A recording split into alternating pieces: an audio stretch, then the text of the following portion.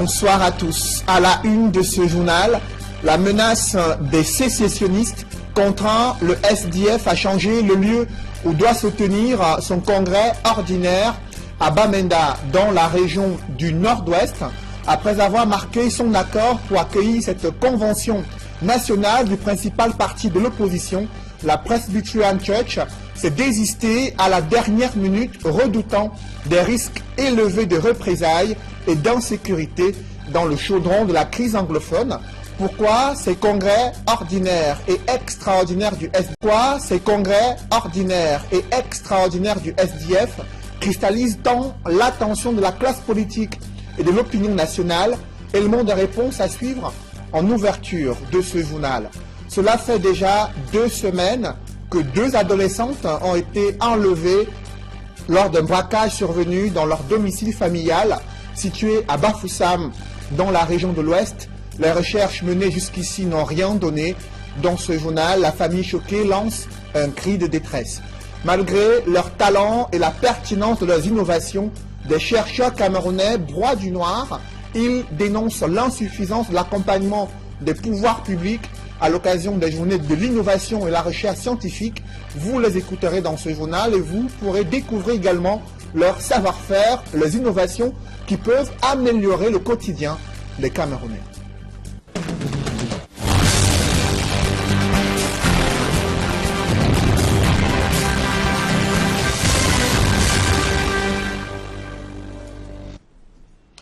Merci de suivre cette édition complète de l'information sur Equinox Télévision. La menace des sécessionnistes contraint le SDF à changer le lieu où doit se tenir son congrès ordinaire et son congrès extraordinaire, prévu à Bamenda, dans la région du Nord-Ouest. À 24 heures de l'événement, la Presbyterian Church vient de désister à la dernière minute, redoutant des risques élevés d'insécurité, des représailles.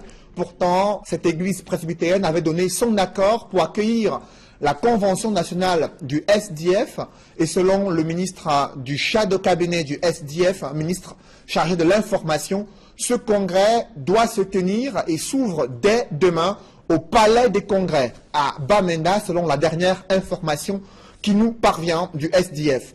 Une convention nationale qui cristallise l'attention de la classe politique et de l'opinion nationale.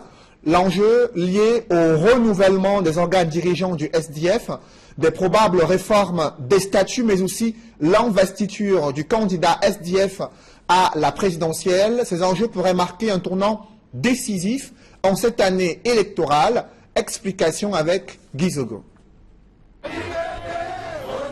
Si le Social Democratic Front SDF compte déjà quelques dates emblématiques dans son histoire, à l'instar du 26 mai 1990, jour de son lancement, ou encore le 11 octobre 1992, premier scrutin présidentiel de l'ère multipartiste au Cameroun qui fit vaciller Paul Biya, il lui faudra certainement désormais ajouter le 22 février 2018 dans ses repères chronologiques.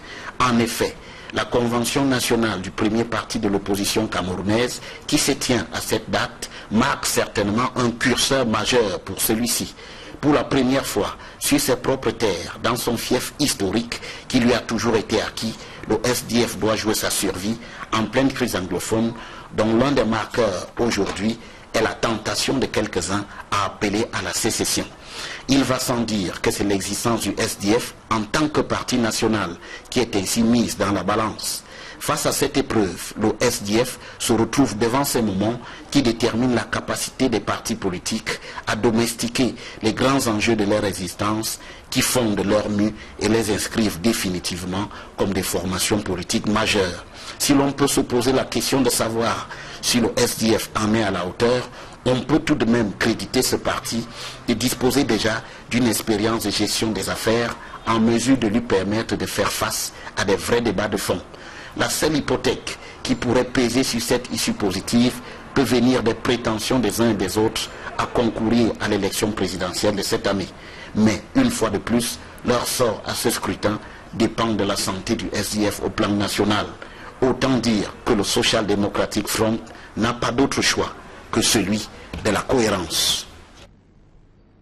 Depuis 2 semaines, une famille est sans nouvelles de leurs 2 filles adolescentes âgées en moyenne de 14 ans. Elles ont été enlevées lors d'un braquage survenu dans leur domicile familial situé à Bafoussam, dans la région de l'Ouest. Les recherches menées jusqu'ici n'ont rien donné. La famille choquée a reçu le soutien du gouverneur de la région de l'Ouest. Awa Fonka Augustine a sommé les ravisseurs de libérer ces mineurs innocentes. Le récit des faits avec Dallas Kana et Jean-Paul Chouniat. Une descente, pas comme toutes les autres.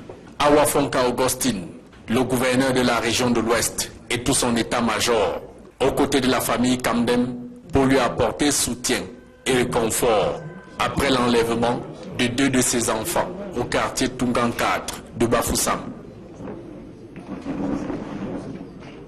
Réunis à la chefferie du coin, Awa Fonka Augustine adresse un message clair aux ravisseurs et leurs éventuels complices qui seraient présents dans la foule.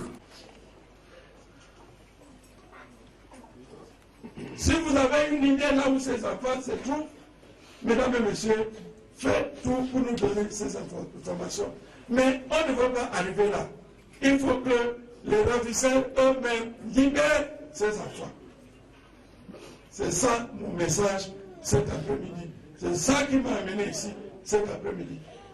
Dire à ces gens de libérer ces enfants, ça fait tellement mal. Il faut libérer ces enfants. Ça fait tellement mal. Sous sa casquette de parent, l'autorité administrative appelle les ravisseurs à une prise de conscience. Il est un peu plus facile pour nous de laisser le Saint-Esprit toucher vos cœurs pendant cette période particulière et de demander pardon à Dieu que de rester éternellement en fuite avec à vous tous les forces de maintien de l'ordre. Et à tous les habitants de Tungan 4, Awa Fonka Augustine demande collaboration avec les forces de maintien de l'ordre pour retrouver les fillettes kidnappées. J'invite par conséquent chacun de vous à regarder autour de soi, de scruter son environnement, afin de dénoncer les malfrats et les délinquants qui se cachent dans nos maisons et face auquel notre silence fait de nous des complices. Je vous demande donc de rompre ce silence et de retrouver ces filles à tout prix. En rappel, Hugo Kamdem Morgan, 13 ans, et Gagne Kamdem Ornel, 15 ans, ont été enlevés le 8 février dernier à 22 h au domicile familial. Inconsolable, le couple Kamdem est sans nouvelles de ses enfants depuis 2 semaines. Quittant les lieux, le gouverneur Awa Fonka Augustine a promis de tout mettre en œuvre pour ramener Morgan et Ornel à la maison.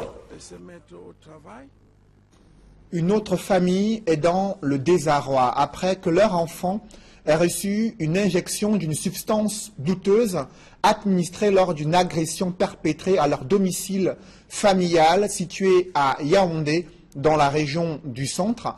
La victime doit subir une opération à haut risque pour retrouver la santé. Son père, complètement abattu, est président d'une association des opérateurs du secteur informel. Il révèle qu'il est la cible d'une cabale depuis plusieurs mois. Joël Essengé et Marcelin Gansop.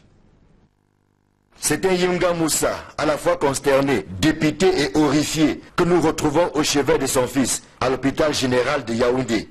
Abel Arsonier, âgé de 21 ans, revient de loin après l'injection au pétrole dont il a été victime samedi dernier au domicile de ses parents, derrière le lycée bilingue de Sos. Samedi matin, à 5h30, je suis parti au champ à ma femme. Il y a deux gros bourreaux qui sont venus chez moi, costumés, armés. Ils sont venus chez champ et ils m'ont pas trouvé. Et ma femme, ils ont demandé à l'enfant où papa garde les documents. L'enfant a dit il ne sait pas là où papa garde les documents, mais voilà quelques documents qui sont au salon. Et ils ont dit le pétrole avait un produit que nous ne connaissons pas. Ils ont injecté l'enfant. Ils ont demandé à l'enfant, s'il crie, on va l'assassiner. L'enfant était obligé de tempérer et ils ont fait l'action. Ça fait donc ils ont injecté l'enfant. Après ils ont demandé à l'enfant de ne pas bouger. Parce que si l'enfant bouge, le pétrole va aller au niveau du cœur et il va mourir.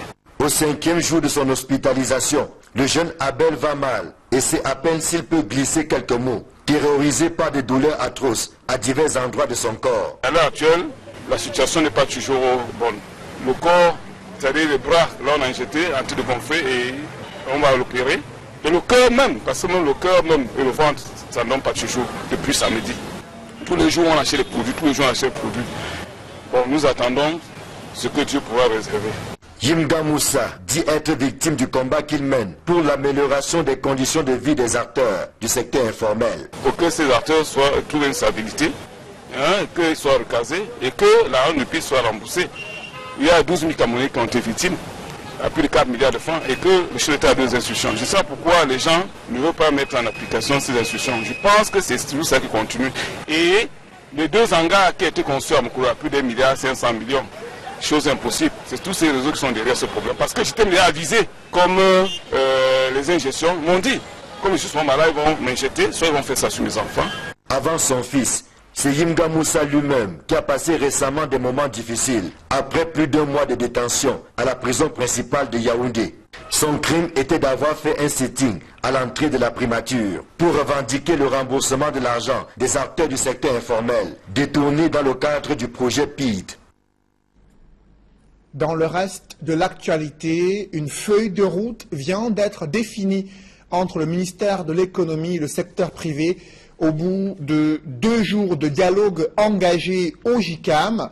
L'année économique 2018 désormais lancée à la suite de ces concertations entre le secteur public et le secteur privé. Objectif, assainir le climat des affaires, également définir la politique d'accompagnement des champions nationaux, mais aussi répondre aux préalables du secteur privé en vue de pouvoir améliorer la sécurité juridique des investissements et garantir des réformes pouvant permettre aux entreprises camerounaises d'exporter des produits locaux et compétitifs sur les marchés internationaux. Je vous propose à présent d'écouter le ministre de l'économie, de la planification et l'aménagement du territoire, Luc-Paul Motazé. Compte rendu presque général. Ce que nous sommes venus faire, je crois que cela a été obtenu. Nous sommes venus rencontrer le secteur privé parce que le secteur privé est celui qui crée les richesses. Il faut vraiment se le rappeler.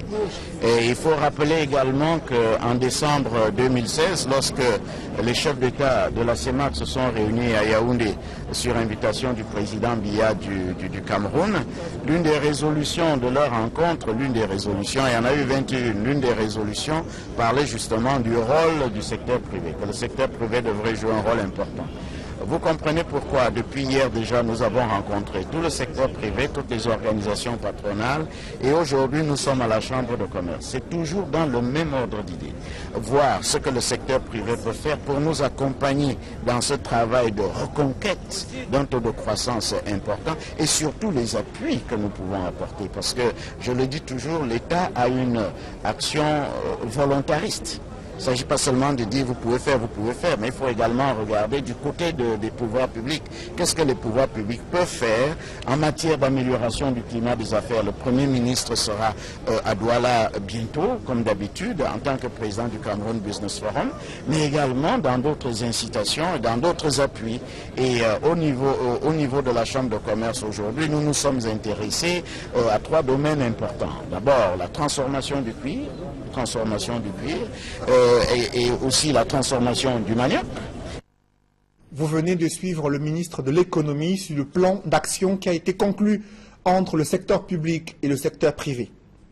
C'est l'une des causes du grave déficit de la balance commerciale au Cameroun, l'importation du poisson pour répondre à une demande sans cesse croissante. Eh bien, depuis quelques semaines, le poisson se fait rare dans les marchés. Du coup, les prix s'envolent, les ménagères sont en colère, les commerçants peinent à expliquer la situation.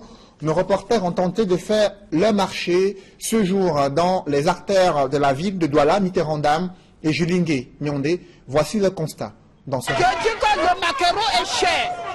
Nous on vient ici, on paye le maquereau. Tantôt 23 000, tantôt 24 000. Et quand tu donnes même 30 000, et quand tu donnes même les 30 000, on t'exige de devant. 1000 francs. Le choco avant qu'ils partent chercher le poisson. Et là, on ne s'en sort même pas. Nous, les vieilles mères comme ça, là, on va faire comment? Marché central de Douala. Les femmes sont en colère. Elles se plaignent de la rareté du poisson maquereau. Vous exagérez, c'est quoi? On paye le maquereau, on donne encore l'argent pour même pas, on ne s'en sort pas.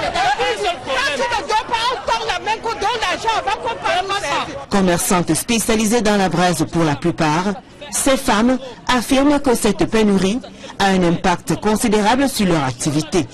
La situation dure depuis des semaines et certaines d'entre elles affirment être désormais obligées de dépenser double ou tout simplement aller chercher un autre poisson à la portée de leur bourse. Depuis le mois de novembre que nous souffrons pour le maquereau. Ce qui fait qu'il y a beaucoup de manque de poissons, il n'y a pas le maquereau. C'est le maquereau qui est sollicité à la braise. Et ça qui nous rapporte beaucoup. Dans tout le marché, les poissons sont un peu... Tout est cher quoi. Même les carpes, les bas, maintenant le poisson frais, c'est cher, tout est cher, puisqu'il y a un manque de maquereau. Plus c'est avec le maquereau que je m'en sortais. C'est le seul poisson qui lance les femmes dans la braise. Le poisson qu'on enlève pratiquement à 800, aujourd'hui on nous vend peut-être à 9350. Ça fait qu'il faut beaucoup d'argent pour avoir moins de marchandises. Et le client au quartier va comprendre ça. Donc du coup nous souffrons. Aucune raison justifiant cette carence observée du poisson maquereau dans la plupart des espaces marchands de la ville de Douala n'a été évoquée jusqu'ici. Pour l'heure, les ménagères se remuent les pouces et les commerçantes, quant à elles, continuent de lancer leur cri de désespoir. Il faut qu'on envoie le maquereau par nous. Pardon. Il faut qu'on envoie le maquereau. Nous souffrons trop. Nous, on souffre beaucoup. C'est ça qu'on vit avec. Pardon. Et ces ménagères ne sont pas les seules à se plaindre. Des petits producteurs d'huile de palme sont également aux abois malgré l'énorme potentiel agricole du Cameroun. Vous le savez peut-être, le Cameroun importe une importante quantité d'huile de palme pour répondre à une demande sans cesse croissante sur le marché intérieur. Cela démontre une fois de plus l'inefficacité des techniques de production agricole et l'insuffisance de l'accompagnement des petits producteurs dans les zones rurales. Évocation dans ce reportage de Warren Zede et Gladys Sidier. Le Cameroun connaît une baisse drastique de la production de l'huile de palme due à plusieurs facteurs. Si les raisons climatiques sont mises en avant, il reste que les moyens de production, tout comme l'accessibilité des terres par les communautés et les petits producteurs, demeurent un frein à l'essor de la filière. La filière palmier à huile au Cameroun, c'est environ 300 000 tonnes d'huile de palme brute par an. C'est 70 000 hectares de plantations industrielles, c'est-à-dire des agro-industries. C'est à peu près 100 000 hectares de plantations villageoises, c'est-à-dire les plantations des privés. Mais il faut aussi dire que les 70 000 hectares de plantations industrielles produisent à peu près 180 000 tonnes, alors que les plantations villageoises qui ont 100 000 hectares produisent environ 90 000 tonnes. Donc la production nationale d'huile de palme brute doit augmenter pour nous permettre d'avoir des parts de marché sur le marché sous-régional et même au-delà du marché sous-régional. Pour répondre à la forte demande en huile de palme sur le marché camerounais, le gouvernement tente tant bien que mal de trouver des voies et moyens avec l'appui des organismes internationaux pour améliorer la productivité de l'huile de palme. Il y a toujours une forte demande en huile de palme, non seulement pour la consommation humaine, mais également pour certaines industries de la savonnerie. Comment faire pour maintenir les surfaces cultivées, mais augmenter la productivité en y insérant d'autres techniques culturelles, des engrais et autres méthodes culturelles. Des petits producteurs qui ne sont pas négligés et qui contribuent également, n'est-ce pas, à accroître la production de l'huile de palme. Le gouvernement devrait davantage revoir le management des plantations privées et des communautés locales afin d'améliorer le rendement de la production villageoise. La culture du palmier nécessite de grands espaces de terre et lorsque le gouvernement cède des terres, généralement ce sont des terres sur lesquelles les populations tirent leurs moyens de subsistance. Et lorsque on cède ces terres-là, on ne prend pas des mesures pour pouvoir soit les recaser quelque part ou alors soit leur fournir d'autres terres. Donc, ce qui fait que parfois ces communautés locales se retrouvent sans terre. Il y a également un problème d'appui, d'accompagnement même du gouvernement auprès de ces communautés locales. Parce qu'il y a des paysans qui également font dans du palmier à huile, mais que le gouvernement n'accompagne pas en termes de fourniture d'intrants, en termes d'accès au crédit. Le palmier à huile nécessite beaucoup d'espace, avec des conditions climatiques appropriées et également notamment les besoins en ressources d'eau et de bois.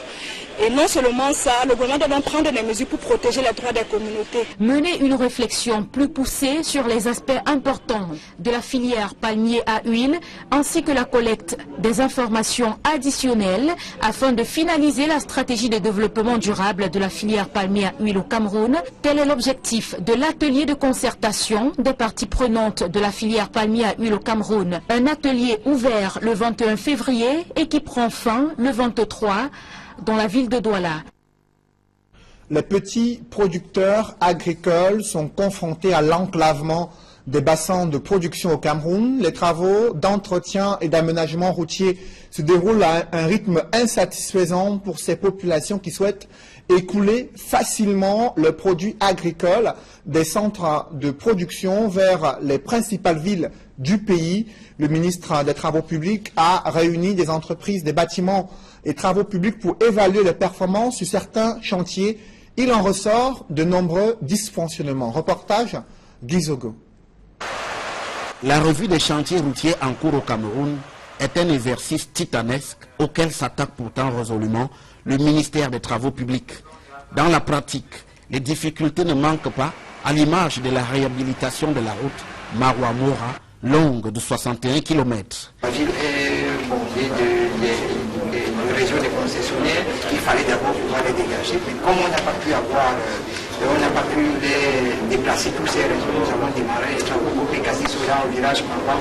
À cet écueil s'ajoutent les questions de sécurité. Il y avait un certain dispositif de sécurité a été mis en place, mais qui n'est pas de manière ostentatoire, ce qui fait qu'on attend le renforcement de la sécurité. Mais l'entreprise indique que le chantier a néanmoins avancé de 15%.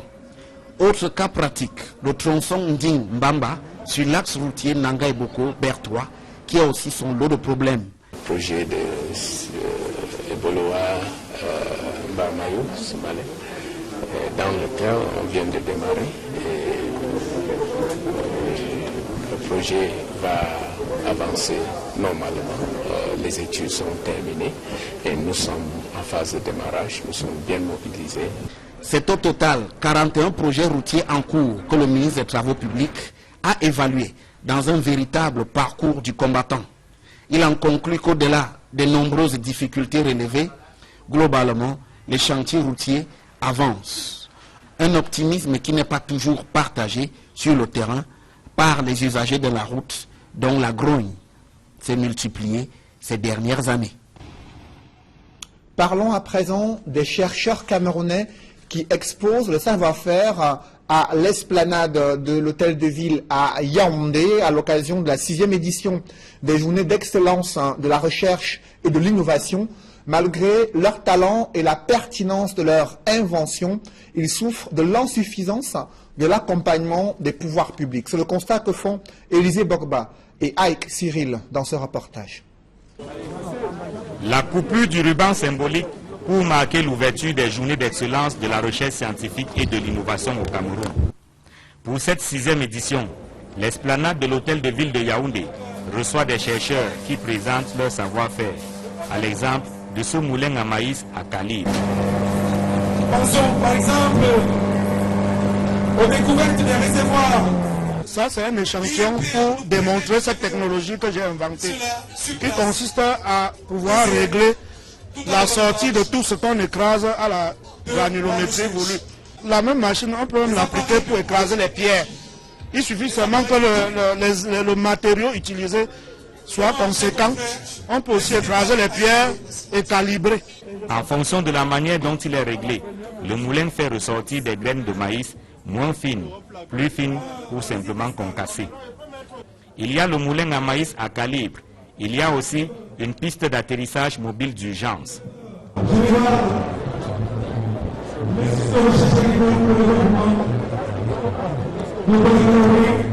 son rôle, éviter les catastrophes aériennes en venant en aide aux avions qui éprouvent des difficultés au moment de l'atterrissage.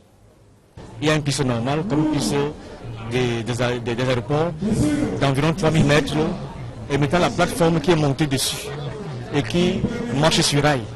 Et la piste mobile elle-même comporte un module qui la permet de ralentir la vitesse de l'avion qu'elle porte et se mobiliser en fin de piste comme si c'était l'avion elle-même.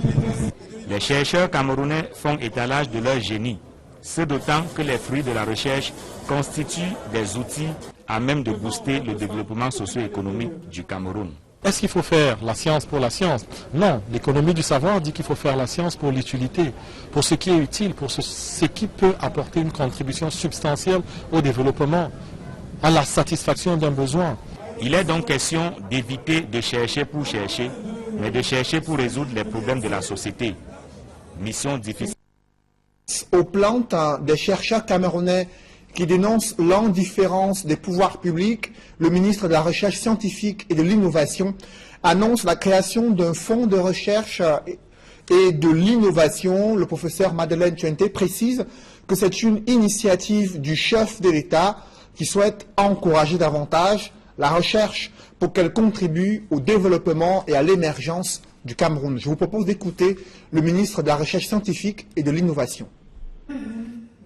Plusieurs décisions fortes prises par le président de la République ces dernières années en vue du développement de ce sous-secteur milite en faveur de l'émergence d'une recherche scientifique forte, actualisée et à même de concurrencer avec ses pairs dans le monde.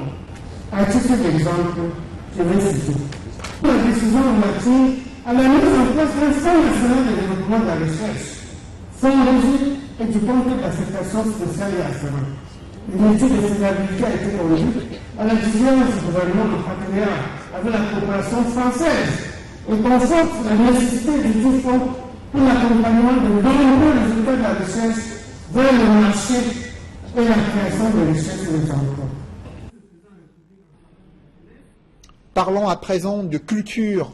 Une ambassadrice de la beauté camerounaise reçoit les clés de la ville de Douala.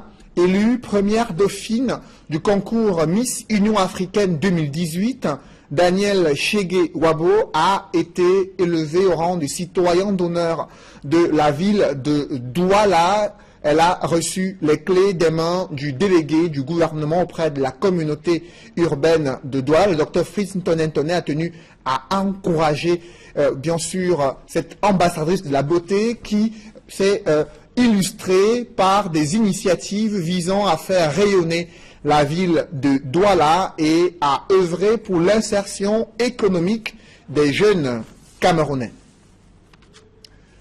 Parlons à présent d'une artiste très attendue sur la scène du festival Fomaric vendredi prochain. Caresse Fotso est déjà à Douala. Nos reporters ne l'ont pas manqué dès son arrivée à l'aéroport international de Douala. Avec sa voix suave et son répertoire musical très riche, elle compte enflammer la scène musicale du festival Fomaric qui se déroule depuis plusieurs jours à Douala. Reportage. Une voix, une caresse, juste pour vous, au festival Fomaric.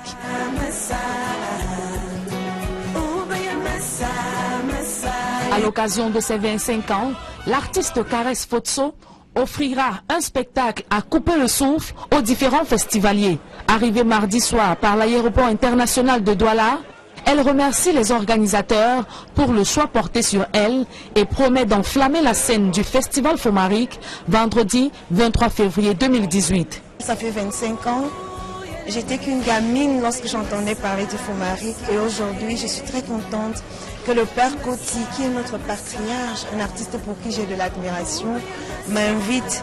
Pour moi, c'est une reconnaissance d'un père. Alors quand une fille a la reconnaissance de son père, c'est une joie, quoi. Je suis vraiment contente d'être là et c'est un honneur en plus. Ce sera un grand show. J'ai déployé tout mon orchestre, tous les musiciens, tous les danseurs, tous les choristes. Je veux dire, c'est le concert de Caresse Fotso au complet, le big band. Je crois que La scène de Camtet doit être prête parce que, apprêtez les pompiers, mettez-les à l'extérieur. Parce que moi, quand je suis sur la scène, ça prend feu. Reconnue comme une bête de scène à la voix envoûtante, elle partagera ses textes libres et engagés avec le public de Douala. Un spectacle ici confirmé par le comité d'organisation. Nous avons annoncé, nous l'attendions, je pense qu'elle est là, Caresse, et nous sommes venus lui réserver l'accueil qui lui mérite. Donc, le président Coty François est très honoré d'avoir invité Caresse et qui est son invité d'honneur, au même titre que Charlotte Dipanda, que nous viendrons accueillir ici dans quelques jours. Elle vous l'a dit elle-même, Caresse Fotso sur scène. Nous allons certainement apprêter les pompiers et je pense que nous sommes contents de l'accueillir. Bienvenue au pays. Rendez-vous simplement le 23 février à partir de 20h au Club Camtel de Bepanda pour un show explosif. Caresse Fotso, c'est plusieurs albums à son actif avec des titres phares tels que Messa, Parler française, L'Homme-Dieu, Mayolé. Et pour les festivaliers qui feront le déplacement pour le Club Camtel vendredi prochain, voici un avant-goût. Gayambeya Tilomdier Baba, Gayambeya Tilomdier 25 ans Fomaric, c'est trop bon. 25 ans Fomaric, je suis là. Les 25 ans du Fomaric, le 23 février, je chante au Camtel. Club Camtel, je serai là le 23. Vendredi 23 février, la belle Caresse Fotso. Festival Fomaric 2018. Célébrons ensemble.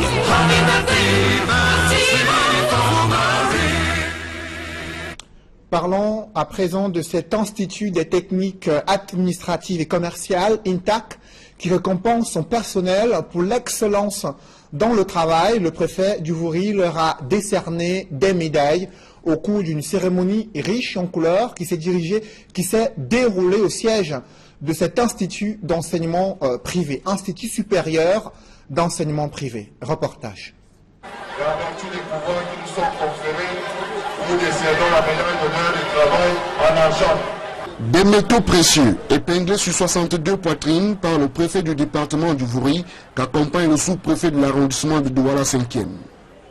La cérémonie de remise des médailles d'honneur du travail, riche en sons et couleurs, place au devant de la scène le personnel enseignant et administratif du prestigieux Institut des techniques administratives et commerciales, INTAC.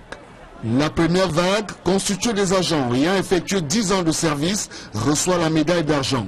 Vient ensuite la médaille de vermeil pour les agents qui comptent 15 années de service et enfin la médaille d'or pour les agents ayant effectué 25 ans de service. Le personnel de l'Institut des techniques administratives et commerciales qui bénéficie ainsi de la reconnaissance de la patrie se souvient de la démarche entreprise pour en arriver là. Depuis 2016 que nous avons initié ce projet, nous, au départ, on n'avait jamais imaginé qu'on pouvait arriver à ce niveau. 2 ans après, nous voici avec les médailles. Et je ne peux être que comblé. L'émotion des récipiendaires rejoint naturellement la joie des familles, collègues, élèves, amis et connaissances venus prendre part à la cérémonie. C'est depuis 17 ans que je œuvre dans cet établissement. J'ai commencé comme enseignante. Aujourd'hui, je suis la secrétaire particulière du fondateur. Ma joie est vraiment débordante. Je ne saurais même l'exprimer en fait. Parce que c'est un grand signe de reconnaissance. Nous avons commencé la construction de l'école, de collège ici. Et je suis l'une des pierres angulaires de ce collège ici depuis Martin Luther King jusqu'à aujourd'hui, en 1996 où on a créé ce collège ici. Nous avons fait 20 ans d'enseignement. Et le conseil que je vais dire aux autres qui rêvent d'avoir ce qu'on a eu, c'est d'être persévérant. L'Institut des techniques administratives et commerciales, c'est aussi son fondateur, Gaspard Fotso, qui a placé le travail et la promotion de l'éducation au centre de ses préoccupations. C'est une course de longue haleine. Au jour le jour, Je leur rappelle que nous avons des comptes à rendre à notre conscience, des comptes à rendre à la nation, des comptes à rendre aux parents d'élèves. Le courrier interne est un lieu de travail. Autant que possible, nous cherchons à ce que les gens fassent ce qu'ils doivent faire au moment où il faut le faire. Il faut croire à ce qu'on fait à l'école. Il faut croire au savoir. Et le savoir s'apprend. L'Institut des techniques administratives et commerciales, qui a le sens de l'accueil des hôtes de marque, a su dire au revoir au préfet du Vouri, dont la présence est venue magnifier le partenariat public-privé en matière d'éducation. Mesdames, Messieurs, c'est la fin de ce journal. Merci de l'avoir suivi. Je vous souhaite une bonne soirée sur Equinox Télévision.